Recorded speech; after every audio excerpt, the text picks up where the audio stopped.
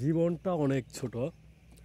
তো এই ছোট জীবন শেষ হওয়ার পূর্বে একটু ঘুরে বেড়ান প্রকৃতির মাঝে, চরাঞ্চলে, যেখানে আমার জন্মভূমি।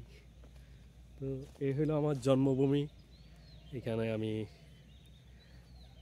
জন্ম, যেখানে এই মরুভূমির মতো যেটা দেখতে পাচ্ছেন, আশেপাশে কিছু নাই।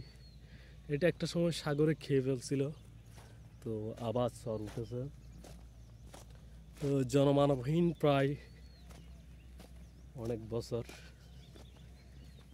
হয়তো 20-25 বছর পরে আবার এখানে মানুষের, নতুন প্রজন্মের